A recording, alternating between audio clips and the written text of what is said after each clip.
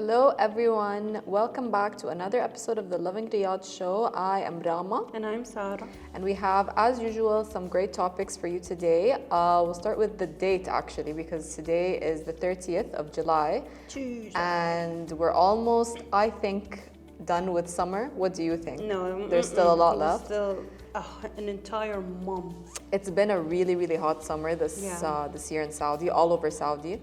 So I personally can't wait for it to be over. Same. But let's start with our topics. First one is that Mashael Al-Ayed makes history as Saudi's first female Olympic swimmer. And Saudi billionaire loses his billionaire status after historic charity donation. Saudi Arabia also sees a 54% drop in traffic accident fatalities. And we're back with another Will Smith topic. He celebrated his new movie becoming Saudi's biggest hit of all time.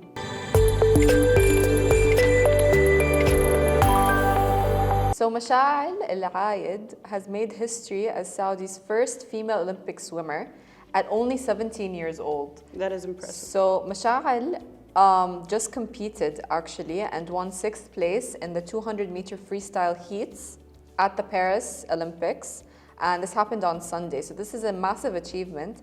And this is now her 4th major championship since she entered the elite athlete development program in Saudi. That's cool. So imagine at 17 years old, you are already in the Olympics, and not only that, you're the first female Olympic swimmer.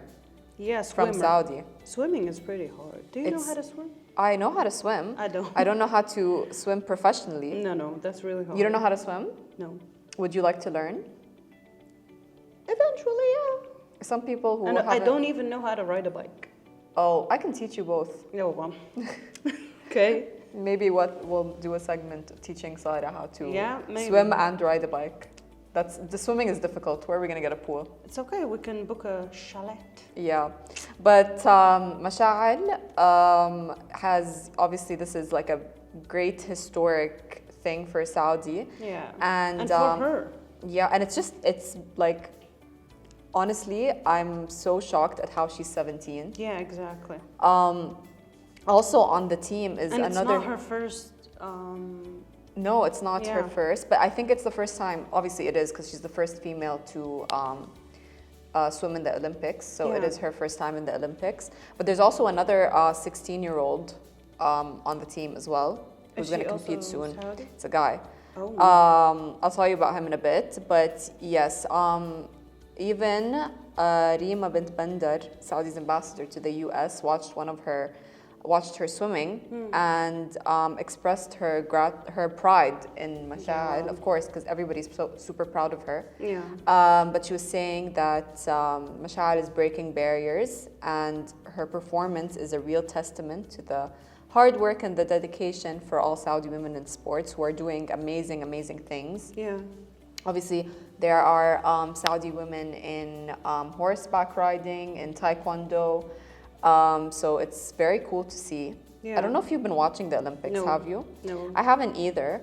But I did see Celine Dion performing. Did she perform in the Olympics? Yeah, first time in 4 years. That is so cool. But that's besides the point. That is very cool. But it's something worth mentioning. Yeah. So yeah.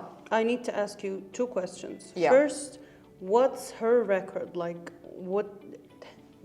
How did she, for how many minutes? For how many minutes? Oh, that is a good question. Yeah. Because in this race, she got 2 minutes, 19 seconds. Yeah. I believe. I think she broke her previous record. And she broke her previous record. Which was 2 minutes, 21 seconds. Yeah. And where did it take place?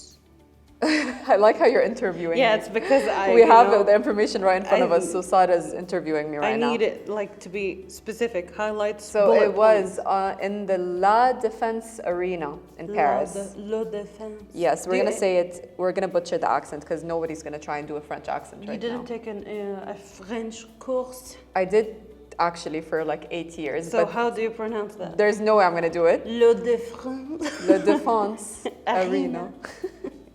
Yes, but this was her personal best, and it's amazing that she actually achieved her personal best at the Olympics, where she won 6th place. So I think the first place was from India, and then it kept going until it reached, and just before Mashael in sixth place was the UAE at so fifth place. two Arabic. And a female as well. That's cool. So that's amazing. And great for Mashael. We're excited to Honestly, see what she does next. Yeah, Saudi female athletes are very unique. Not unique, really nice. There's this one boxer that I really like her, which her name I think is Hattan Saif. Yeah. I really like her. She's cute and she's a very good boxer. So yeah. It's a massive accomplishment, and you can't help but be extremely proud of them. Yep. Even though we don't know them personally, but we're like, you also rooting for them. You also feel. Do you feel like when you watch these Olympic stuff, do you feel like you're, kind of insecure about yourself, like the athletic level that you're in? Sometimes I don't think about that, but it's so funny because when you're watching the Olympics, you're like, you could never do what they're doing. Yeah. But then you're like, oh, that's gonna minus a point for her. You know what I mean? Yeah. Which is so funny. I think everybody does that when they're watching Olympics. Yeah, because but then, you can't be. But then you think, okay, wait, I can't do even half of what they're doing right now. But I think more than anything, it just makes me excited to see them. Yeah. And it kind of makes me wish I could do what they're doing. So yeah, as we said, it's a massive achievement for Mashael and for her and her teammates. And obviously it shows the progress and potential of Saudi athletes internationally and at the Olympics.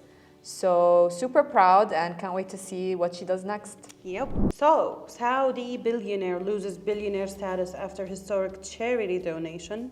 Sulaiman bin Abdulaziz Al-Rajhi. If you live in Saudi, you would definitely know who Al-Rajhi is. He's the co-founder of Al-Rajhi Bank. I personally did not know that his name was Sulaiman bin Abdulaziz, but the more you know. And he's one of the most prominent businessmen in Saudi. Him and his kids, his sons and daughters are like very famous for, all these things. And he's now 95 years old, entrepreneur who once was a billionaire, now has a net worth of $590 million. I think. So he lost his billionaire status. Yeah, but to the best, most wholesome reason, like for charity. He gave, he donated a lot of money to the point where he lost his billionaire status. Like, imagine that. So now he's a millionaire? He's a millionaire, yeah. That's so cool Yeah. and so nice to hear. He donated a total to around 221 million Saudi riyals. Like, imagine To that. which charity exactly? To which charity, I don't really know. But he focused, the foundation of the donation focused on education, religion, healthcare. Okay, so And social- different ones, basically. But all the, the things that impact Saudi, the society in a good way, in a very positive way. Yeah. Yeah, and he divided it to, the charity that he gave out mostly was he gave some to his kids, to his children, and the other half was to various charitable organizations. So, as you said, different. Honestly, I think this is the best use of a billionaire's Wealth. money. Yeah. Because when you're a billionaire, I think you have so much money that you can sustain yourself, you can sustain your kids, you can sustain their kids, and you'll still not even make a dent in your wealth. So I think, a lot of billionaires maybe will just be like, okay, well, I'm just going to use it for myself. But then this is nice to see. It sets a benchmark for people who reach the billionaire status that, okay, I've reached here, but now it's time for me to give back. Exactly, yeah. And even if they lose their billionaire status, you're still making so much more money than like majority of the world. Yep. If you're like a multimillionaire, because I think a step down from billionaire is multimillionaire. Yeah. I believe. And I really like the Saudi-owned things. The owners are really, really kind people who love to give to charity. Yeah. Like, do you know the fun fact, Al-Bayk, for every meal he donates like 1 riyal, I think, or 3, a percent of what every meal, like, for example, if a meal costs 21 riyals, maybe 5% of that, don't quote me on that, is just, A small percentage of it, exactly, basically. and he gives it out to charity. And it's also one of the most successful businesses in Saudi It really Arabia. is, And yeah. that's So really, it's very nice. I think it really tells you a lot about Saudi culture. yep. And obviously, it's not every case. Not every super wealthy person in Saudi will do this kind of thing. But I think a lot of them do. Yeah. And again, it sets a benchmark for the rest of the world, I think. Exactly. Even if you lose your billionaire status. You're still a millionaire. Exactly, and you can do a lot with it that benefits other people. I think like I said, once you reach billionaire, the point of a billionaire, it's time to give back. Exactly. I would say. So in other news, Saudi has seen 54% drop in traffic accident fatalities. So any deaths from traffic accidents have dropped for 54%, which is amazing. Yeah. It's actually quite a large number, which means that the roads have become safer. And this was in 2023, so like by the end of the year, there was a 54% drop. Oh, wow. And they're just coming out with this news now. What was previously 28.41 fatalities per 100,000 people in 2016 is now at 13.6 fatalities per 100,000. So imagine, that's quite a drop from 28 to 13. And as well as that, injuries from road accidents have also taken a dive, and they've hit 70 per 100,000, down from 74 in 2016, which, again, that's a big drop. A big drop, because even one is a lot, you know. Any drop in general is good news, I would say. And 77% of Saudi roads actually now meet the top-notch safety standards.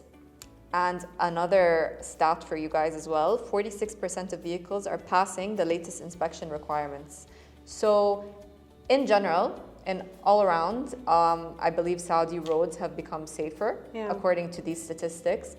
Not just that, but injuries have dropped, fatalities have dropped, the standards of cars have increased.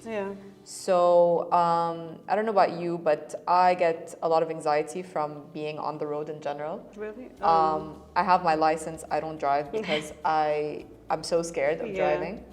And it kind of eases my mind now that I know that... there's something certain to... Yeah, and accidents have become less. People are getting injured less. There's less of a threat on the road. Obviously, it's never going to be... it's never not going to be there, because... roads come with an innate sense of danger. Because cars, people sometimes abuse them, like things go wrong, whatever. But the fact that Saudi has seen this drop is very positive, and I think in the future it's gonna drop even more. As road standards become safer, and as cars become safer, and people become more aware of safety standards, I think. That's a big one, is that people being aware. By themselves, that's like... and being, wary of other people on the roads, and, not speeding, not, not going in on somebody while they're driving. I think that's the biggest thing, that people just need to be concerned with other people and not just getting to where they want to go in the fastest possible time. That's very reckless anyways. And a lot of people have like the adrenaline, like they want to feel that adrenaline, and they take it out on the roads. But it's like, why do we have to endure that? Exactly. Like you're putting yourself at risk, and you're putting other people at risk. Exactly. And the World Health Organization gave thumbs up to Saudi Arabia for this impressive achievement. Yes, they did, So which that's is very nice. which means that it's world recognized now. So hopefully the dramatic decrease in fatalities and injuries will increase even more, and we'll see safer roads and less, less negativity on the roads, to be honest. Because whenever you see an accident, your whole day is ruined, basically. Exactly, yeah. You just don't want to be in that situation. So yeah, and I think people are, like I said, more aware of what to do and what not to do on the roads now. So yes, hopefully that is a brighter future for us on the roads in Saudi. Inshallah. Will Smith celebrates his new movie becoming Saudi's biggest hit of all time. So who saw the movie The Bad Boys? I actually did not see it, and I'm so annoyed that I didn't see it. Bad Boys, Ride or Die. I think it's still airing on I don't think cinema so. screens. That would have been a really long time. No, I went on Sunday, I think Sunday, yeah. I went on Sunday and it's still airing on really? cinema Okay. screens. So Yeah, then so I we have still to- have a chance. I have to go catch it. But the thing is, I haven't seen the first few. Yeah, but I think action it's movies fine? don't really, Yeah. Like I didn't see the what was it? I didn't watch the. What was it called? The Matrix 1 or 2 or I don't know how many. Oh, yeah. But I saw the last part and I was like, yeah, okay. Oh no, yeah. I think with this kind of movie, maybe you don't need to. Even with John Wick's movies. Yeah, I think these kinds of movies, like if you watch the fourth one, it's a different storyline completely. So Yeah, but it's still the same thing, like the same concept, Yeah. just. so this became the biggest in Saudi of all time. Yep. So Will Smith recently took to Instagram to celebrate a monumental achievement. His movie Bad Boys, Ride or Die became a top hit in Saudi Arabia. And he shared that news on his Instagram, along with incredible videos of fans at the Riyadh screening, and we'll insert a video.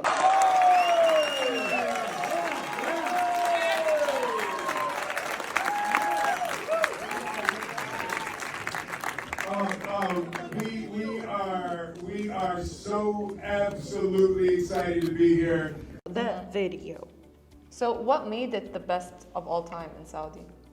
I think because, I don't know, his Like Will the amount of Smith. people that went to see it, basically. Yeah, actually, all of my friends, like most of them don't really watch movies, but once this dropped, let me tell you, the cinema thingy was crowded. Because it was also the first international movie that premiered here. Yeah. So it was a big deal in general. So I think that made it more like people wanted to see it more. And also Will Smith was super excited about the Saudi crowds in general. Do you remember when it first premiered? He was like, he was giving bracelets. He was and he chatting said with something. everyone. He said that like there will be other instances of this, and it's not because of anything, but because Saudi crowds are gonna bring people here to premiere their movies. He also really likes to be in Saudi, Yeah, he loves it. Yeah, his visits are always iconic. He went to Formula. He went to the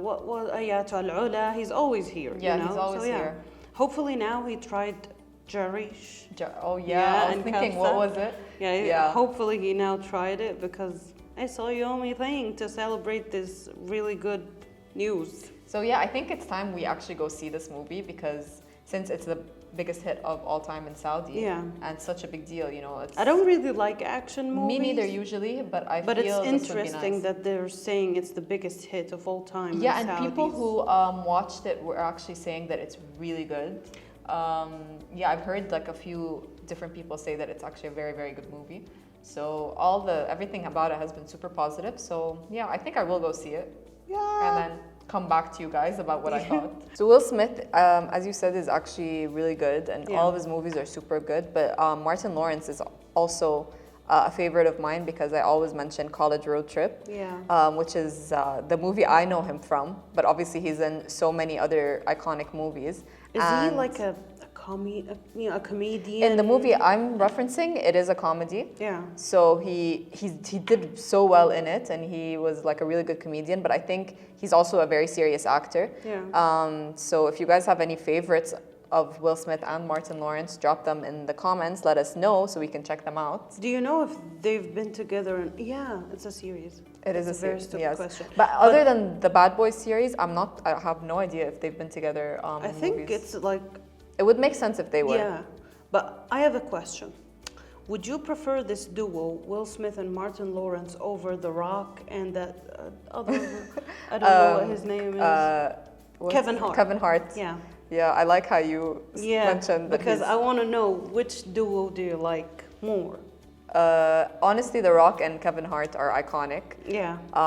But Will Smith is like a Yeah. local at this point. But I here. think they're less iconic, Will Smith and Martin Lawrence, than The Rock and Kevin Hart. But you guys tell us what you think. So that's it, guys. I didn't do a hello today, so I'm gonna do it again. Anyways, catch us on YouTube for the visuals, Apple Podcasts, Spotify, Podio, all those really nice platforms so you can listen to us blab about some exciting news that have been going around Riyadh. We'll see you again next week, guys. Hope you have a very nice week. Bye-bye.